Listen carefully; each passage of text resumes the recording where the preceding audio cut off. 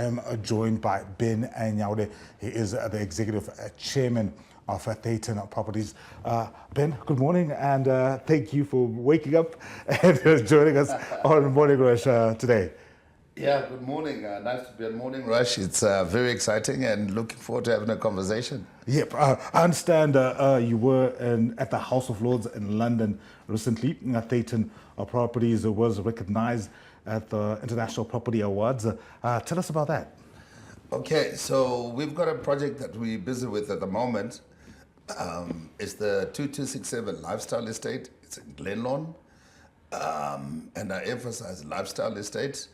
And a few months back, the International Property Awards group wrote to us and indicated that our project stood a really good chance of being considered, And we went through quite a process with them in terms of submitting all of our technical drawings, all of our architectural engineering, survey drawings, all of our specifications, our approvals, permits, and yeah, it was about a 2.5-month process, and in the end of it, we were shortlisted, and then we were advised that we had won 3 awards at the International Property Awards. So yeah, it was an absolute honor, absolutely amazing recognition for the work that we're doing in Zimbabwe. Recognition that Zimbabwe is actually producing products and doing residential developments at a global quality scale, at a globally recognized level. So that was very exciting for us. I know as Dayton Properties, you guys have quite a huge property portfolio in South Africa, but you've recently started doing quite a lot of work back home in Zimbabwe. And then when you then get that recognition for work that you're doing in Zimbabwe, like what does that do for the vision that you have for property development in Zim? Okay, in South Africa we did a lot. Developed, owned, and operated the first Radisson Hotel in South Africa. But even with a project of that magnitude, we didn't get this kind of recognition. To get it now when you're in Zimbabwe is absolutely special. It's absolutely special. And this raises the bar and allows other developers to come up, and ultimately the public get a much better product, So yes, in South Africa we never got this kind of recognition. This, as far as I can recall, and even at these current awards, we had a number of South Africans there, and it was all the big boys, like Investec Property, Baldwin Property, big mega projects. And for ours to be recognized at that same level, in terms of our architecture and in terms of large projects, it was a real honor and something that we're very proud of. And looking at the 2267 Lifestyle Estate, what do you think it was about this particular property that was able to give you the edge in terms of the recognition? You talked about the period of about 2 to 3 months where you were engaging with adjudicators and you were sending through your plans. What do you think was able to just get you that recognition from the International Property Awards? Okay, so recognizing the Zimbabwean challenges of power, our project is super, extremely energy efficient. So this is the first development to ever have double glazing in Zimbabwe. Double glazing on all doors and windows. Everywhere where there's glass, it is double glazed. Now the benefits of double glazing is that it gives the performance, the acoustic and thermal performance is exceptional. Acoustically meaning because we had to consider our site, our location. We are right on Enterprise Road, Edim Nangagwa Expressway, sorry, and there's a heavy vehicle movement. So the acoustic part means that any noise from outside does not transfer inside. But importantly, on the thermal side, it means any heat outside does not transfer inside into the apartment. All right, so if you're in summer and you are cooling, the cooling, the energy that your air conditioning uses is less because it's not having to cool, to continuously recool when there's heat came from external environment. And in the opposite way, when it's in the winter environment, and you are heating, you are not having heat loss from internally to going outside. So your air conditioning works exceptionally efficiently. But then the further interesting thing is that the air conditioning that we use works off a heat exchanger. A heat exchanger is a piece of technology where you take the heat from this ambient air around us. Okay. All right, you don't have to generate heat. You actually extract it from the ambient air. It's compressed and it's then pushed out through your AC unit as the heated warm air that you get. Similarly, in reverse, the heat exchanger will extract the cold in the ambient air and then compress that again, and it comes out as cooling in your air conditioning.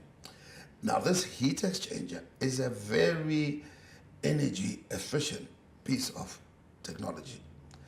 But we went on even further than that. When you are cooling, the negative output out of it, call it your exhaust. Yep. It's heat. Now that heat is then also compressed and goes into a heat pump that then provides and generates your hot water. Oh, so it sounds very energy So the efficient. whole thing has got all these linkages to it. It then drives and generates your hot water. So if you think in a normal residential house, in winter, electricity is a problem because everybody's turning on these electrical heaters, right? It's also, a geyser is also one of your biggest energy consumers in a normal household. Now, our system uses less than 10% of the energy of a solar geyser. That's very efficient. Right? So that is super efficient. And because of that very low power demand that we have, we were then able to put into every single apartment an inverter and a lithium ion battery that then gives that apartment, basically almost takes it off grid. Okay. We've now also installed 50 kVA solar power installation on each building block. We've got 8 buildings in this whole development, and that has literally almost taken all of our apartments off grid. So to be so energy efficient and to be doing it almost off grid is a significant innovation in terms of energy conservation. So that couples up with the SDG goals. You'd know that right here in the CBD, we've got this building, the old Mutual building here next to the Maples Hotel. Yep. That building got international recognition for its energy efficiency. Isgate. Yes. Yeah. So I think because of that technology and all of those things that we've done, that made us stand out from your normal traditional developments and projects that just put a solar geyser on the roof and don't innovate to the extent that we are. And is this a technology that you guys are looking to maybe just take beyond this specific apartments and maybe just spread out through the country? Because I'm thinking at a macro level, I know you guys as property developers, we're looking for your specific properties, but at the macro levels, we've been talking about renewable energy, we've got issues with power supply. Is this something that you think maybe in collaboration with government and maybe other developers, you guys can then help bring this technology to the masses? Absolutely. You know, we are negotiating currently with our partners in China for exclusive SADC distribution rights for this technology, for the heat exchangers that can drive an aircon and drive a heat pump. We know there's a serious power crisis in the SADC region. South Africa, with Eskom, they've had significant problems. Here in Zimbabwe, we don't have sufficient power. So all of these kind of private sector initiatives will definitely help. So it could very well soon, we're looking at possibly by the early part of 2026, you yourself will be able to buy a heat exchange, install it in your house. I'm excited about that prospect. Hot water, and for the first time, you probably have air conditioning in your house. Especially when you consider the temperatures that we've had to endure. But I picked up something when you were talking about the properties that you're working on, particularly in Zimbabwe, and that you guys were recognized by the International Property Awards. And you mentioned a lifestyle estate. I've noticed there's sort of like a construction boom that's happening in Zimbabwe. You talked about the Emerson and Mnangagwa Expressway, a lot of construction happening both privately and commercially. But when it comes to private property, we're hearing a lot about clusters. But what's the difference between what you call a lifestyle estate and what maybe us general public just call clusters? Okay, there's a big difference. Clusters are usually much smaller projects, maybe between from 6 to about even 4 to about 12, 15 units. And it's a clustered group of residential accommodation where they absolutely maximize the land that is available, okay? Our development is sitting on almost 1.5 hectares. If we were doing clusters on that piece of land, we probably would have ended up with about 240 units, 200 plus, all right? We didn't densify to the level of clusters. And we didn't densify because we were aspiring to be a lifestyle estate. So a person that invests or comes to live in a lifestyle estate, you find that there's a significant amount of additional amenities. So we're the first to have a paddleball court in our development. Now, I've been trying to get into that quite a bit. That's absolutely amazing. Yeah. That's the fastest growing sport in the world right Yeah. now. We've got mini golf within our lifestyle estate. We've got a fully equipped gym in our lifestyle estate. So if you're living there, you don't have to So it's not just about a block of concrete Yes. that looks nice. We've got a fully equipped gym. That gym comes with a large size sauna. So people, residents can come in there, I think accommodating about 18 people at a time in the sauna. And then there's also a steam room. Then there's also a clubhouse and swimming pool and kitchen and braai facilities, children's play area that are manned, from 6 o'clock until 6 o'clock. There's a running track. So there's all these amenities that we provide to enhance your living, to make it a lifestyle estate. So we are targeting people that are outdoorsy, that want to have a healthy lifestyle, with all of that sport. And we've tried to put in facilities and amenities that will appeal not only to the young children, but even to the elderly, should they find themselves living in the state. So that's the difference. A lifestyle estate comes with things that enhance your lifestyle, enhance the way you live, and, it's not just a group of small apartments or houses that are clustered together. But I mean, it sounds all engaging and interesting, but looking at your target market, who are you looking to sort of come in and buy properties in those kind of lifestyle estates? And as a ZTN Properties, when you look at the state of the real estate industry in Zimbabwe and the construction industry, what role do you guys think you can play now that you're being recognized globally for the work the innovative work that you've done here? What's the direction you're heading for, and maybe your target market for the properties that you'll be working on? Okay, so with all of our hotel development experience, we brought that in and wanted to create a real 5-star residential project. And we know that there are so many Zimbabweans in the diaspora who, when they look at the quality of accommodation they have overseas, there's not a lot of comparable local products. And we wanted to build something that any diasporian would look at and say, this is as good as the best I'll get in London.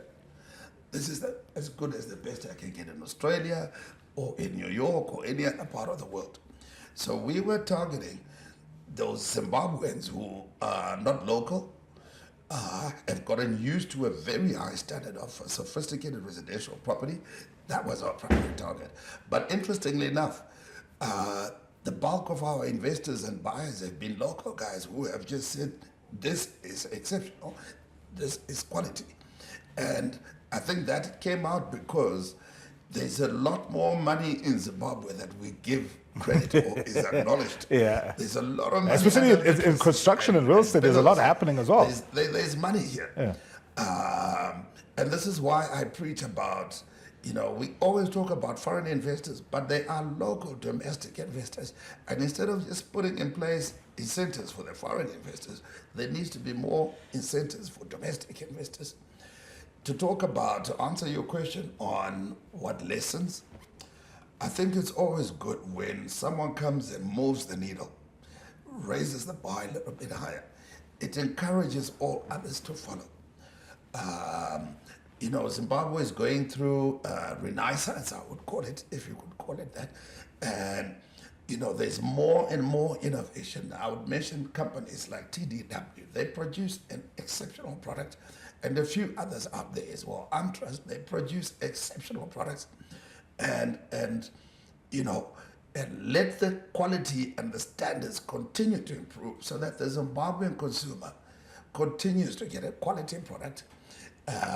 We have a significant issue to redress, which is that there were developers previously who were in it for the short term that took a lot of people's money and did not deliver.